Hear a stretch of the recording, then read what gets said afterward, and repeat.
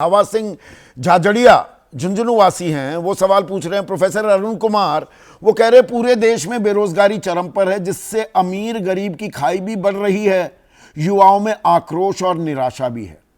तो आंकड़ों की हकीकत और फसाने में कितना फर्क देखते हैं आप, या ये दो समानांतर धाराएं हैं? कुछ हकीकत भी है और कुछ हमारे सामने चुनौतियां भी हैं।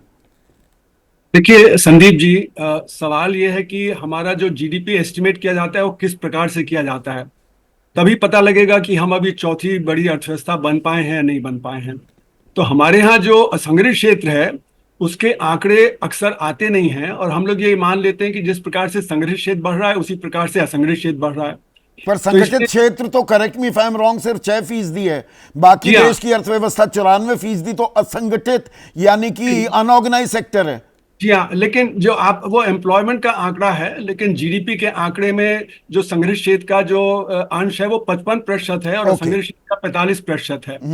तो ये जो 55% है वो तो बढ़ रहा है, जो ऑफिशियल आंकड़े दिखा रहे हैं, लेकिन जो 45% जो असंगठित क्षेत्र है उसके आंकड़े नहीं आते, तो हम मान लेते हैं वो भी बढ़ रहा है। लेकिन सारी जो इंफॉर्मेशन आ रही है, जैसे कि आप देखें तो रिटेल ट्रेड ले लीजिए, तो आपका एक तरफ ई कॉमर्स तो 30-40% बढ़ रहा है, तो वो जो नेबरहुड स्टोर है वो गिर रहा है, तो असंगठित क्षेत्र गिर रहा है, और ये सेकंड बिगेस्ट एम्प्लॉयर है।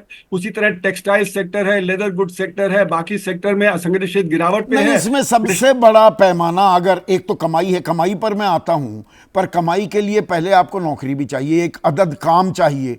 तो गिग वर्कर, स्टार्टअप, इकोसिस्टम, उसका जिक्र होने लगता है। हमें सही आंकड़े सरकार क्यों नहीं देती है कि देश में कितने रोजगार सृजित हो रहे हैं? अमेरिका में तो एम्प्लॉयमेंट के सारे डेटा डेली बेसिस पर अवेलेबल है ना। जी हाँ, लेकिन सरकार कहेगी कि हम तो दे रहे हैं, क्योंकि अभी वो अपना मंथली भी डेटा देने वाले हैं। अभी तक तो क्वार्टरली डेटा आता था, तो ऐसा नहीं कि डेटा नहीं है, लेकिन हमारा जो लेबर फोर्स पार्टिसिपेशन रेट है वो बहुत कम है। सरकार के हिसाब से वो 55-58% है, जबकि सीएमआई और आईएलओ के हिसाब से वो 45% है। और बड़े देशों में चीन है, ब्राजील है, अमेरिका है, वहां पे 65 से 70%।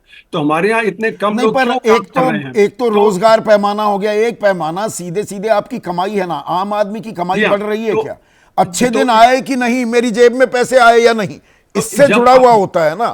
जब असंगठित क्षेत्र गिरावट पे होगा तो वहां पे जो 94% है उनकी आमदनी बढ़ेगी नहीं, और जो संगठित क्षेत्र है उसमें बढ़ेगी। फिर वहां पे काले धन की अर्थव्यवस्था बहुत तेज है।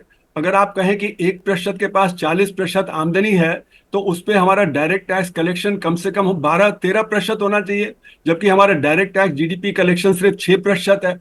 तो हमारे यहाँ काले धन की अर्थव्यवस्था की वजह से जो सरकार के पास वो 6% में भी, प्रोफेसर साहब again correct me if I am wrong, 6% में भी वो जीरो रिटर्न फाइल करने वालों की कितनी तादाद है, ये भी तो देखना होगा ना। ये तो रिटर्न फाइल कर रहे हैं, उसमें कुछ भी नहीं जो टैक्स दे रहे, रिटर्न फाइल किया जा रहा है पर एक भी पैसा नहीं दिया जा रहा दरअसल कर में।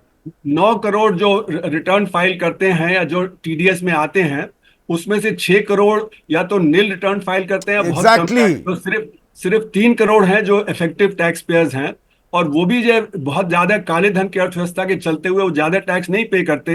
तो इसलिए अर्थव्यवस्था बढ़ भी जाए तो जो टैक्स कलेक्शन नहीं बढ़ता है, तो इसलिए हमारा जो टैक्स जीडीपी रेशियो है वो ज्यादा बढ़ता नहीं है। लेकिन सवाल असली में यह है कि हमारी जो रेट ऑफ ग्रोथ है वो 6.5% एवरेज 11 साल की नहीं है, वो 2 या 3% से ज्यादा नहीं है, और कई साल तो वो नेगेटिव रही। जैसे कि नोटबंदी के समय सरकार कहती है कि हमारी सबसे ज्यादा ग्रोथ रही 8% से भी ज्यादा है, जबकि सबने देखा कि 5 महीने फैक्ट्रियां बंद थी। वही